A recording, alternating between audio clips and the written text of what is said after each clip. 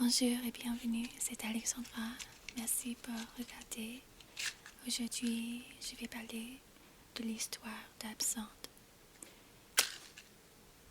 La liqueur très fameuse avec une histoire assez fascinante. Mais avant de commencer, je vais vous montrer des petits trucs d'absinthe que je vends dans ma boutique. C'est une huile de massage qui avec de l'huile d'amande et de l'huile essentielle pour donner de la créativité, de l'inspiration artistique. Alors, je vends ça et aussi des petites chandelles. Ceci, c'est une femme qui se regarde dans la glace avec le style de l'art nouveau. L'inspiration française, bien sûr. Aussi, l'absinthe, la fée verte. L'absinthe, la fée verte. Toujours de l'inspiration française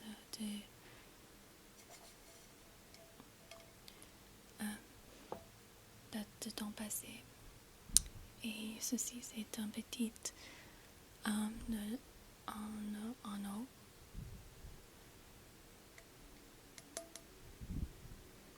Bon, alors, je vais commencer par parler de l'histoire d'absinthe.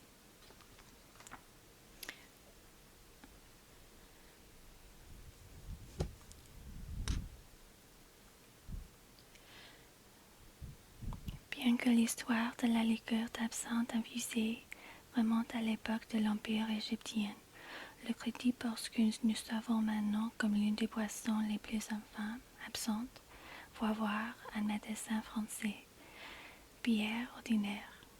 Docteur Ordinaire se retira de la Révolution française à s'installer dans la petite ville suisse de Coué. Alors que dans Coué, le docteur Ordinaire conçut une concoction potable en utilisant des herbes locales ainsi, Artemisia absinthium ou l'absinthe, pour produire un élixir vert émeraude répandu pour guérir toute flatulence à l'anémie. La légende veut que Ordinaire transmit sa recette de l'absinthe son lit de mort. 5 ans plus tard, Henri Léo Pernot, le père de la marque Pernot, a ouvert sa première distillerie d'absinthe en Suisse, en réponse à la popularité de l'absinthe, la potion du docteur Ordinaire. Pernot a rapidement ouvert une distillerie plus grande à Pontarlier en France, où l'absinthe gagnerait sa réputation internationale de la boisson de choix pour les artistes, écrivains et intellectuels.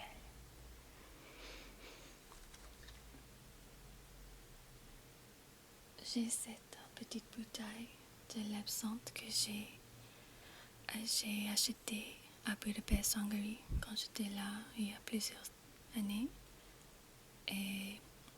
Mais l'absinthe est fait en France. Ça se dit produced and bottled in France par Kermans Absinthe, spirituel aux extraits de plantes d'absinthe. J'ai jamais goûté. Vous voyez, c'est toujours fermé. Mais j'ai beaucoup de curiosité, mais j'ai un peu peur. Alors, j'ai jamais goûté, mais je veux bien. Peut-être un jour. C'est possible aussi d'acheter aussi aux États-Unis.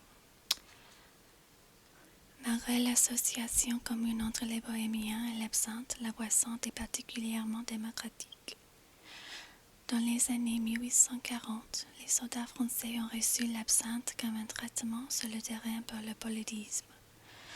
Les troupes sont revenues avec un goût pour l'absinthe à un moment où la production de masse a considérablement réduit le coût de fabrication et de distribution de la boisson hautement spécialisée. En outre, il y avait une pénurie de vin massif en France au cours de la seconde moitié du XIXe siècle, qui a causé l'absinthe à grandir, presque par défaut, dans son rôle de boisson la plus à la mode de France. Dans les cafés français, 17 heures, connu par les Américains comme le début de Happy Hour, est connu comme l'heure verte. Le flux de signalisation en avant d'un marron d'absinthe dans les dernières heures de la soirée. En 1910, l'absinthe était par toutes les mesures de la boisson de choix en France. La consommation a des taux beaucoup plus que le vin ou toute autre boisson alcoolisée. Bien que l'histoire d'un mot français avec la fée verte a augmenté la notoriété et la consommation de la boisson répartie dans toute l'Europe, buveurs espagnols ont pris goût à l'absinthe, et la nation est le seul à n'avoir jamais interdit la boisson. La vie américaine de la Nouvelle-Orléans est également titulaire d'un lieu fort avec l'absinthe. La maison Old Absinthe House est l'un des monuments historiques les plus importants de la Nouvelle-Orléans, situé comme il est sur la principale artère de la ville, Bourbon Street.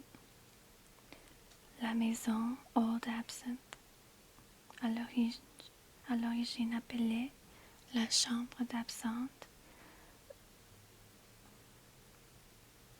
ouverte dans les années 1850 par un homme espagnol, Cayetano Ferrer. Ferrer a perfectionné son art dans la région catalane de l'Espagne, où l'absinthe était à la mode. Et quand Ferrer a immigré aux États-Unis, il a apporté son goût pour la boisson avec lui. En 1878, 8 millions de litres d'absinthe ont été importés aux États-Unis. Une autre région où l'absinthe était accaparant est la République tchèque, à Prague. Il est un célèbre café, le Café Slavia, qui était un pourvoyeur d'absinthe de notoriété particulière, local pour les artistes et les intellectuels de Prague. L'introduction de l'absinthe à Prague est venue beaucoup plus tard que d'autres villes. La première référence à l'absinthe a été vendue dans la République tchèque vient de l'année 1878, une bonne dizaine d'années après l'émigration de Cayetano Ferrer aux États-Unis. Cependant, il existe des preuves de la demande étant tellement élevée à Prague que les distilleries d'absinthe locaux poussaient un peu partout en République tchèque en tournant du XXe siècle. Cependant, à l'aube de la belle époque de la France, de paix et de progrès dans le temps saillant avant la Première Guerre mondiale, l'opinion publique de l'absinthe a ri à cause de témoignages nocifs et scandales. En fin de compte, malgré son statut de mode, la réputation de l'absinthe et ses buveurs changeait de respect de dégoût. Belgique, Brésil, les Pays-Bas et même la Suisse, où la recette moderne pour l'absinthe est dit avoir été créée, tout interdit la boisson dans le début des années 1900, suivi par les États-Unis en 1912, la France, l'épicentre de la culture de l'absinthe, formellement interdit la vente et la production de l'absinthe en 1915. Parmi les malheurs conduisant à forte baisse de la consommation de l'absinthe était le feu de 1901 Plante Pernod, la distillerie ouverte en 1797 à Pontarlier, France, par Henri-Louis Pernod, a pris feu après un coup de foudre. La pénurie de l'absinthe a été aggravée par le supposé jouer dans certaines tragédies humaines, où seulement un peu plus d'un siècle plus tôt, l'absinthe a été dit avoir guéri d'innombrables maux. La boisson était maintenant considérée comme la cause pour d'innombrables autres. L'épilepsie, La tuberculose et la folie ont été les effets rumeurs de la boisson au tournant du XXe siècle. Le point d'éclair pour la disparition de l'absinthe a été le cas d'un homme de nationalité suisse, Jean Lanfray, qui a assassiné sa femme enceinte et ses 2 enfants dans une rage ivre. Bien que la police a révélé plus tard que Lanfray, un ouvrier, était un ivrogne, le matin des meurtres qu'il avait avalé plus de vin, les alcools forts que la plupart des gens peuvent supporter dans le temps d'une semaine.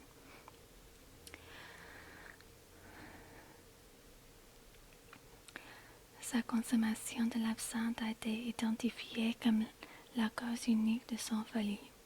La panique morale qui a suivi a conduit à buveurs d'absinthe étant considérés comme dangereux toxicomane par opposition aux intellectuels à la mode. Et l'interdiction voici dans le monde entier sur le fond des maraudes était assis pour gagner l'absinthe de la conscience publique pour les décennies à venir. Il a fallu attendre les années 1990 que l'absinthe refait surface sur la rumeur et la spéculation.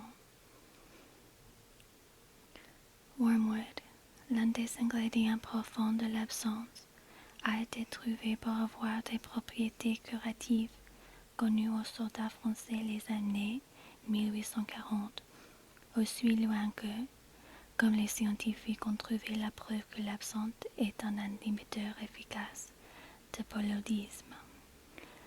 L'absinthe était une fois de plus sur la garde culturelle et distillateurs s'opportunistes cherchaient des échappatoires afin de produire et de distribuer la boisson une fois de plus. La plus grande lacune existait dans la loi du Royaume-Uni, où l'absinthe était jamais plus que populaire et en tant que tel jamais interdit. Les importations et la vente de l'absinthe a augmenté régulièrement depuis les années 1990. Mais les marques vendues bohémiennes ou l'absinthe tchèque marqué ont été considérées comme un produit moindre pour les recettes suisses et françaises d'origine. Une autre lacune de la loi a été trouvée dans les berceaux de l'absinthe, comme la législation de la France interdisant la fée verte a permis aux bouteilleurs et les importateurs à réétiqueter le produit à la vente dans ce pays. Liqueur Clément étiqueté comme l'absinthe était encore interdit, mais liqueur à base d'absinthe n'était pas interdit. La substance était essentiellement la même que l'absinthe. Ça ne pouvait pas être étiqueté comme tel, comme absinthe. Un autre point intéressant à propos de la loi française, si la consommation et l'achat de l'absinthe a été interdite dans l'interdiction 1915, la production n'a jamais été, selon certaines sources, jamais vraiment cessée. Cependant, la véritable renaissance de l'absinthe française est venue en 2000, quand les premières bouteilles d'absinthe portant le nom donné La Fée Absinthe ont été vendues en France et à l'étranger. La marque prétendue être le premier à distiller à une bouteille d'absinthe en France depuis l'interdiction de 1915, et la curiosité dans le monde entier a une sortie dans ce qui a été présenté comme le véritable article, l'absinthe française. Depuis des années 2000, on veut l'abrogation de l'absinthe d'interdiction dans le monde. Juste un siècle après les interdictions ont été mises en place et un peu plus de 2 siècles après la recette moderne a été popularisée.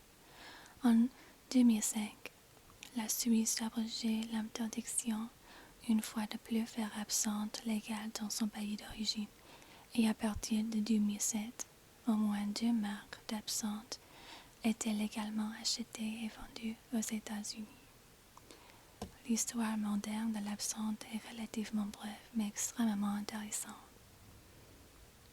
Merci beaucoup pour regarder. Bon week-end et à très bientôt. Gros bisous.